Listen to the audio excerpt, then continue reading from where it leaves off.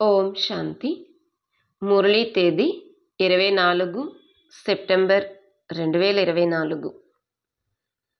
ఈరోజు బాబా చెప్తున్నారు, మధురమైన పిల్లలు, మీరు ఎంత సమయమైతే బాబా స్మృతిలో ఉంటారో అంత సమయము సంపాదనే సంపాదన. స్మృతి ద్వారానే మీరు బాబాకు సమీపముగా వస్తూ ఉంటారు. ప్రశ్న: ఏ పిల్లలైతే స్మృతిలో ఉండలేరో వారికి ఏ విషయంలో సిగ్గు కలుగుతుంది? జవాబు: తమ చార్టు వ్రాయడంలో వారికి సిగ్గు కలుగుతుంది. సత్యం వ్రాస్తే బాబా ఏమంటారో అని భావిస్తారు. కానీ సత్యాతి సత్యమైన చార్టును వ్రాస్తూ ఉండడంలోనే పిల్లల కళ్యాణం ఉంది. చార్టు వ్రాయడంలో ఎన్నో లాభాలు ఉన్నాయి. తండ్రి అంటారు, పిల్లలు, ఇందులో సిగ్గుపడకండి. ఓం శాంతి. ఆత్మిక తండ్రి కూర్చుని పిల్లలకు అర్థం చేయిస్తారు. ఇప్పుడు పిల్లలైన మీరు 15 నిమిషాల ముందు వచ్చి ఇక్కడ తండ్రి స్మృతిలో కూర్చుంటారు. ఇప్పుడు ఇక్కడైతే ఇంకేం పని లేదు. వచ్చి తండ్రి స్మృతిలోనే కూర్చుంటారు. భక్తి మార్గంలోనైతే తండ్రి పరిచయం లేదు. ఇక్కడ తండ్రి పరిచయం లభించింది. మరియు తండ్రి అంటారు, నన్నొక్కరినే స్మృతి చేయండి. నేనైతే పిల్లలందరి యొక్క తండ్రిని. తండ్రిని స్మృతి చేయడం ద్వారా వారసత్వము దాని అంతటదే గుర్తుకు రావాలి. మీరు చిన్నపిల్లలైతే కాదు కదా. మేము 5 నెలలు లేక 2 నెలల పిల్లలము అని వ్రాసినా కానీ మీ కర్మేంద్రియాలైతే పెద్దగానే ఉన్నాయి. కావున ఆత్మిక తండ్రి అర్థం చేయిస్తున్నారు. ఇక్కడ తండ్రి మరియు వారసత్వం యొక్క స్మృతిలో కూర్చోవాలి. మనము నర నుండి నారాయణుగా అయ్యే పురుషార్థంలో తత్పరులై ఉన్నాము, లేక స్వర్గంలోకి వెళ్లేందుకు పురుషార్థం చేస్తున్నాము అని మీకు తెలుసు. కావున పిల్లలు నోట్ చేసుకోవాలి, మేమిక్కడ కూర్చుని ఎంత సమయం స్మృతి చేస్తాము. వ్రాయటం ద్వారా తండ్రి అర్థం చేసుకుంటారు. ప్రతి ఒక్కరూ ఎంత సమయం స్మృతిలో ఉంటున్నారు అనేది తండ్రికి తెలుస్తుంది అని కాదు. అది ప్రతి ఒక్కరూ తమ చార్టు ద్వారా అర్థం చేసుకోగలరు. తండ్రి స్మృతి ఉందా లేక బుద్ధి ఇతర వైపులకు వెళ్ళిపోయిందా అని అర్థం చేసుకోగలుగుతారు బాబా. ఇప్పుడు బాబా వస్తారు అనేది కూడా బుద్ధిలో ఉంది కాబట్టి అది కూడా స్మృతియే కదా. ఎంత సమయమైతే స్మృతి చేస్తారో అది చార్టులో సత్యమే వ్రాస్తారు. అబద్ధం వ్రాసినట్లయితే ఇంకా 100 రెట్లు పాపం పెరుగుతుంది, ఇంకా నష్టపోతారు. అందుకే సత్యమే వ్రాయాలి. ఎంతగా స్మృతి చేస్తారో అంతగా వికర్మలు వినాశనమవుతాయి. అంతేకాదు, స్మృతి ద్వారా మనము సమీపంగా వస్తూ ఉంటాము అని కూడా తెలుసు. చివరికి ఎప్పుడైతే స్మృతి పూర్తి అయిపోతుందో అప్పుడు మనం మళ్ళీ బాబా వద్దకు వెళ్ళిపోతాము. అప్పుడు కొంతమంది వెంటనే కొత్త ప్రపంచంలోకి వచ్చి పాత్రను అభినయిస్తారు. కొంతమంది అయితే అక్కడే కూర్చుని ఉంటారు పరంధామంలో. అక్కడ ఎటువంటి సంకల్పము రాదు. అది ఉన్నదే ముక్తిధామము. సుఖ దుఃఖాలకు అతీతమైనది. సుఖధామములోకి వెళ్లేందుకు ఇప్పుడు మీరు పురుషార్థము చేస్తారు. ఎంతగా మీరు స్మృతి చేస్తారు అంతగా వికర్మలు వినాశనమవుతాయి. స్మృతి చార్టును పెట్టడం ద్వారా జ్ఞాన ధారణ కూడా బాగా జరుగుతుంది. చార్టు వ్రాయడం వలనైతే లాభమే ఉంది. స్మృతిలో ఉండని కారణంగా వ్రాయడానికి సిగ్గు కలుగుతుంది అని బాబాకు తెలుసు. బాబా ఏమంటారు, మురళిలో వినిపిస్తారేమో అని సిగ్గుపడతారు. తండ్రి అంటారు, ఇందులో సిగ్గుపడే విషయం ఏముంది? మేము స్మృతి చేస్తున్నామా లేదా అనేది ప్రతి ఒక్కరూ తమ హృదయంలో అర్థం చేసుకోగలరు. కళ్యాణకారి తండ్రి అయితే అర్థం చేయిస్తున్నారు.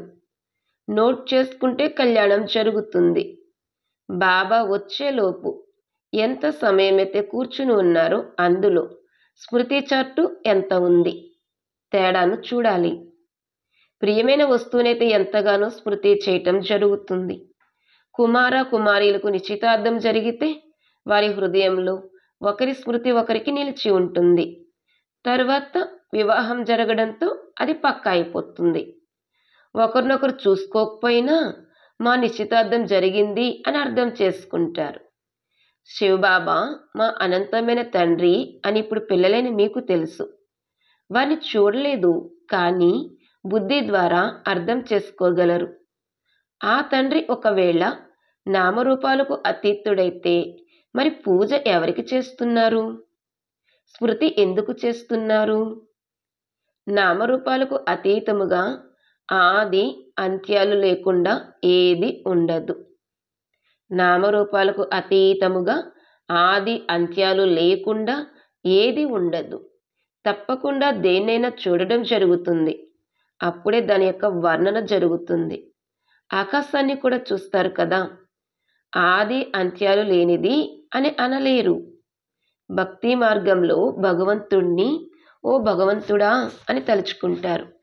కావున వారిని ఆది అంత్యాలు లేనివారు అని అనరు కదా. ఓ భగవంతుడా అని అనడంతో వెంటనే వారు గుర్తుకు వస్తారు. అంటే అర్థం తప్పకుండా వారు ఉన్నారు. ఆత్మను కూడా తెలుసుకోవటం జరుగుతుంది, చూడడం జరగదు. ఆత్మలందరికీ ఒకే తండ్రి ఉంటారు, వారిని కూడా తెలుసుకోవటం జరుగుతుంది. తండ్రి వచ్చి చదివిస్తారు కూడా అని పిల్లలైన మీకు తెలుసు. వారు చదివిస్తారు కూడా అనేది ఇంతకుముందు తెలియదు. శ్రీకృష్ణుని పేరును వ్రాసేస్తారు. శ్రీకృష్ణుడైతే ఈ కనులకు కనిపిస్తారు. అతన్ని అనంతుడు, నామరూపాలకు అతీతుడు అని అనలేరు. శ్రీకృష్ణుడు ఎప్పుడూ కూడా నన్నొక్కడినే స్మృతి చెయ్యండి అని అనరు. అతనైతే సమ్ముఖముగా ఉన్నారు. అతన్ని తండ్రి అని కూడా అనరు. మాతలైతే శ్రీకృష్ణుణ్ణి తమ బిడ్డగా భావిస్తూ తమ ఒడిలో కూర్చోబెట్టుకుంటారు. జన్మాష్టమి నాడు చిన్న శ్రీకృష్ణుణ్ణి ఊయల్లో ఊపుతారు. మరి అతను ఎల్లప్పుడూ చిన్నగానే ఉంటారా? తర్వాత రాస విలాసము అంటే ఆట పాటలు ఇవి కూడా చేస్తారు. అంటే తప్పకుండా కాస్త పెద్దవాడయ్యారు. మరి ఆ తర్వాత ఇంకా పెద్దవాడు అయ్యాడా, లేక ఇంకేమయ్యింది? ఎక్కడికి వెళ్ళారు? ఇది ఎవరికీ తెలియదు. సదా చిన్న శరీరం అయితే ఉండదు కదా. ఏమీ ఆలోచించరు. ఈ పూజ మొదలైన వాటి ఆచారము నడుస్తూ వస్తుంది. జ్ఞానమైతే ఎవరిలోనూ లేదు. శ్రీకృష్ణుడు కంసపురిలో జన్మ తీసుకున్నట్లుగా చూపిస్తారు. ఇప్పుడు కంసపురి యొక్క విషయమే లేదు. ఎవరి ఆలోచన నడవద్దు. భక్తులైతే శ్రీకృష్ణుడు అంతటా హాజరై ఉన్నారు అని అంటారు. ఇంకొక వైపు అతనికి స్నానం కూడా చేయిస్తారు, తినిపిస్తారు కూడా. వాస్తవానికి అతనైతే తినరు. విగ్రహం ముందు పెడతారు, వారు స్వయమే తినేస్తారు. అది కూడా భక్తి మార్గమైనట్లే కదా. శ్రీనాథుని ముందు ఎంతో నైవేద్యం పెడతారు, వారైతే తినరు. శ్రీనాథుడు స్వయం మీరే తినేస్తారు. దేవీల పూజలో కూడా ఇలానే చేస్తారు. స్వయమే దేవీలు తయారు చేస్తారు. వారి పూజ మొదలైనవి చేసి మళ్ళీ గంగలో ముంచేస్తారు. నగలు మొదలైనవి తీసేసి ముంచేస్తారు. ఆ సమయంలో అక్కడ చాలామంది ఉంటారు. వారు ఎవరి చేతికి ఏది వస్తే అది తీసేసుకుంటారు. దేవీల పూజే ఎక్కువగా జరుగుతుంది. లక్ష్మి మరియు దుర్గా ఇద్దరి మూర్తులను తయారు చేస్తారు. పెద్ద మమ్మ కూడా ఇక్కడ కూర్చుని ఉన్నారు కదా, వారిని బ్రహ్మపుత్ర అని కూడా అంటారు. ఈ జన్మ రూపానికి మరి భవిష్యత్ జన్మ రూపానికి పూజ చేస్తున్నారు అని భావిస్తారు కదా. ఇది ఎంత అద్భుతమైన డ్రామా. ఇలాంటి విషయాలు శాస్త్రాల్లో లేవు. ఇది ప్రాక్టికల్గా జరుగుతుంది. పిల్లలైన మీకు ఇప్పుడు జ్ఞానం ఉంది. అందరికన్నా ఎక్కువగా ఆత్మల చిత్రాలను తయారు చేస్తారని మీరు అర్థం చేసుకున్నారు. రుద్ర యజ్ఞాన్ని రచించినప్పుడు లక్షలాది శాలిగ్రామాలను తయారు చేస్తారు. దేవీలవి ఎప్పుడు లక్షలాది చిత్రాలు తయారు చెయ్యరు. అక్కడ ఎంతమంది పూజారులు ఉంటే అన్ని దేవీలను తయారు చేస్తూ ఉండవచ్చు.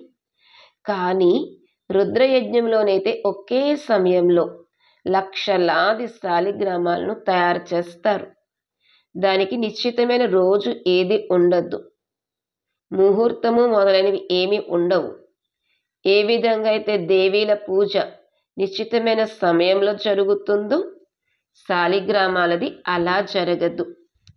షావుకారులకు రుద్ర యజ్ఞాన్ని లేక శాలిగ్రామాలను రచించాలి అని ఆలోచన వస్తే బ్రాహ్మణులను పిలుస్తారు. రుద్రుడు అని ఒక్క తండ్రినే అంటారు. వారితో పాటు ఎన్నో శాలిగ్రామాలను తయారు చేస్తారు.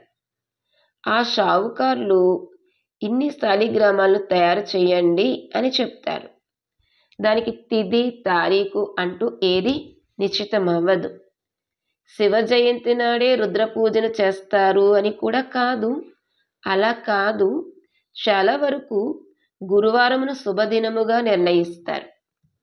దీపావళి నాడు లక్ష్మీ చిత్రాన్ని పళ్ళెములో పెట్టి పూజిస్తారు. ఆ తరువాత దానిని యథాస్థానంలో పెట్టేస్తారు. వారు మహాలక్ష్మి అనగా యుగల రూపము కదా. మనుష్యులకు ఈ విషయాల గురించి తెలియదు. లక్ష్మికి ధనం ఎక్కడి నుండి లభిస్తుంది? పతి అంటే భర్త అయితే కావాలి కదా. కావున వీరు అంటే లక్ష్మీనారాయణులు యుగళులు. అందుకే మహాలక్ష్మి అని పేరు పెడతారు. దేవులు ఎప్పుడు ఉండేవారు? మహాలక్ష్మి ఇక్కడ ఎప్పుడు ఉండి వెళ్ళారు? ఈ విషయాలన్నీ మనుషులకు తెలియవు. మీకిప్పుడు తండ్రి కూర్చుని అర్థం చేయిస్తారు. మీలో కూడా అందరికీ ఏకరసముగా ధారణ జరగదు. బాబా ఇవన్నీ అర్థం చేయించిన తర్వాత మళ్ళీ ఇలా అంటారు, శివబాబా గుర్తున్నారా? వారసత్వం గుర్తుందా అని అడుగుతారు. ముఖ్యమైన విషయం ఇదే. భక్తి మార్గంలో ఎంత ధనాన్ని వృధా చేస్తారు. ఇక్కడ మీది ఒక్క పైసా కూడా వృధా అవ్వదు. మీరు సుసంపన్నులుగా అయ్యేందుకే సేవ చేస్తారు. భక్తి మార్గంలోనైతే ఎంతో ధనాన్ని ఖర్చు చేస్తారు.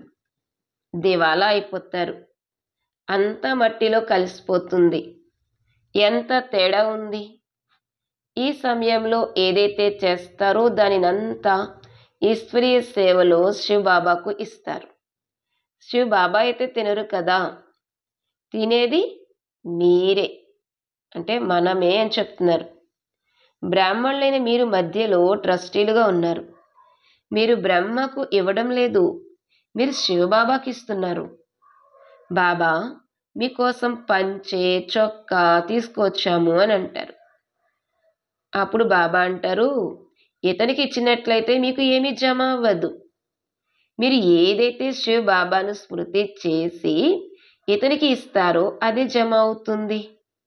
బ్రాహ్మణులు శివబాబా ఖజానా నుండే పాలింపబడతారు అనైతే మీరు అర్థం చేసుకుంటారు.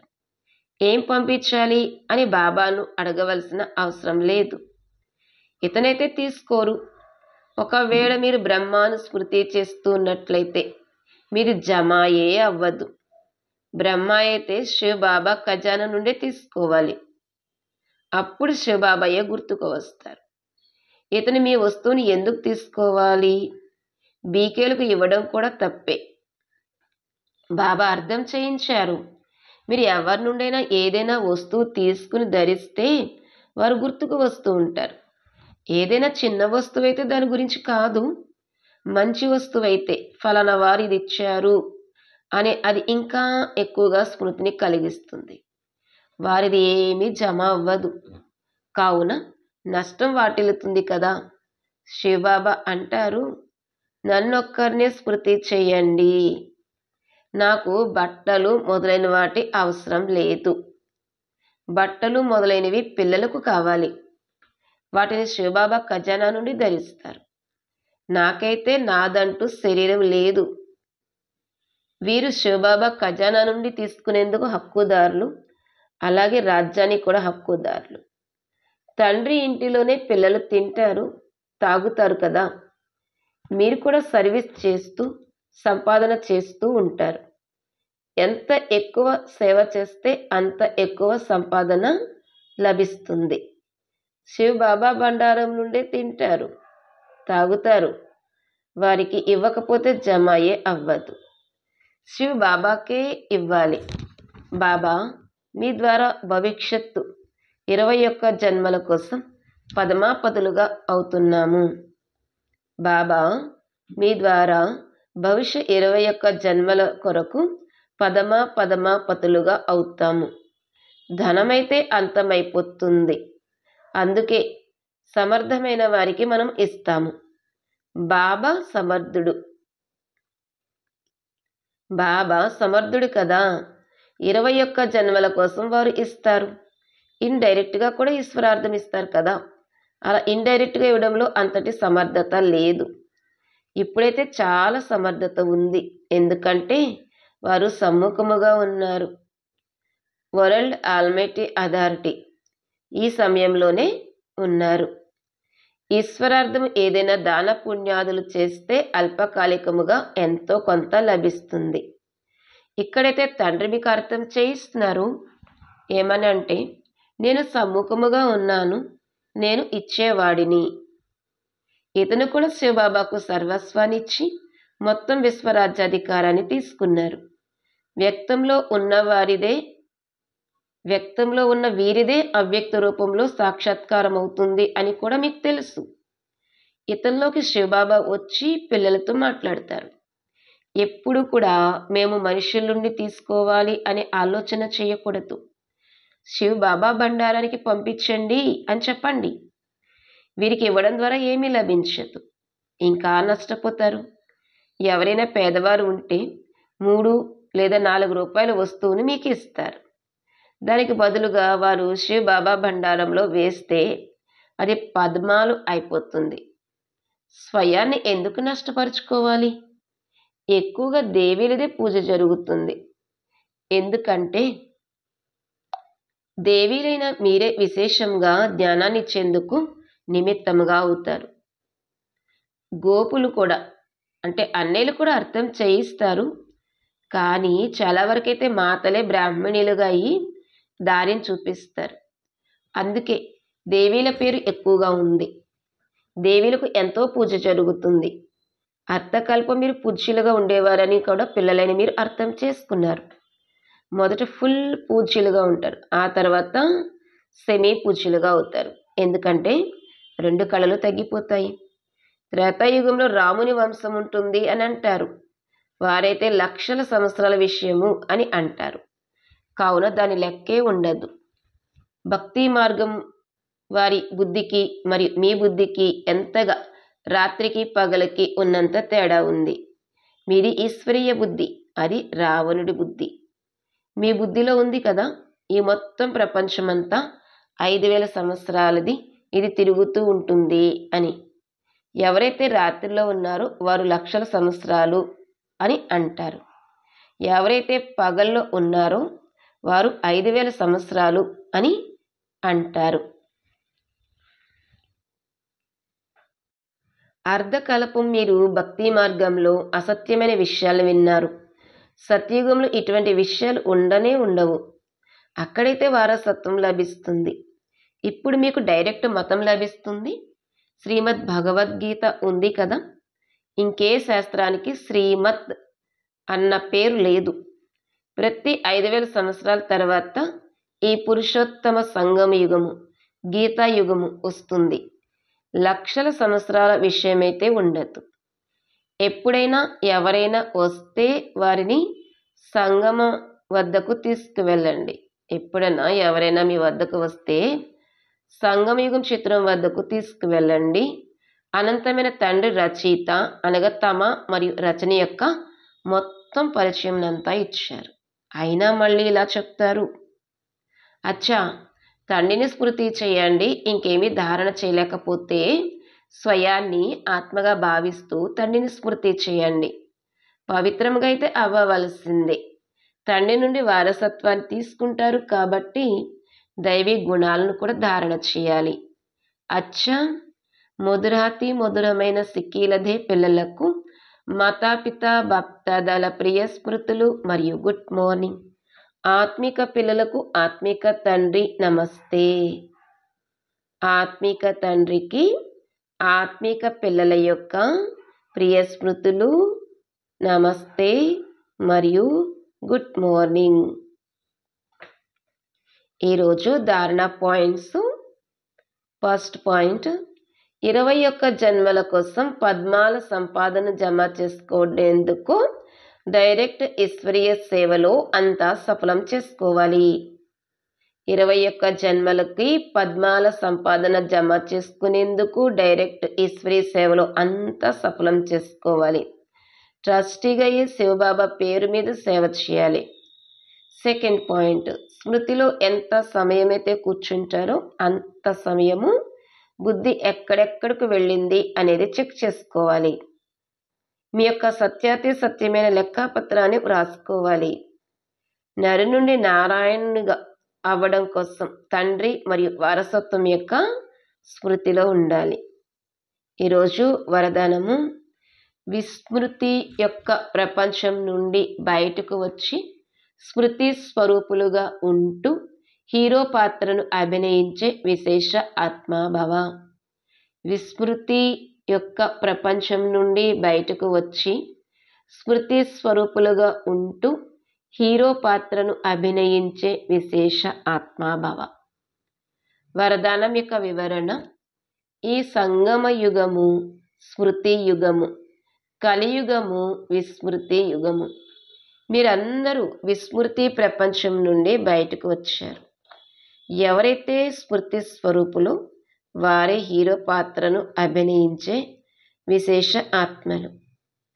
ఈ సమయంలో మీరు డబల్ హీరోలు. ఒకటేమో వజ్రం సమానంగా విలువైన వారిగా అయ్యారు, మరొకటి హీరో పాత్ర ఉంది. కావున ఓహో నా శ్రేష్ఠ భాగ్యము అన్న హృదయం యొక్క పాటే సదా మ్రోగుతూ ఉండాలి. ఏ విధంగా దేహానికి చెందిన వృత్తి గుర్తుంటుందో అదే విధంగా ఈ అవినాశి వృత్తి అయిన నేను శ్రేష్ఠ ఆత్మను ఇది గుర్తున్నట్లయితే అప్పుడు విశేషాత్మ అని అంటారు.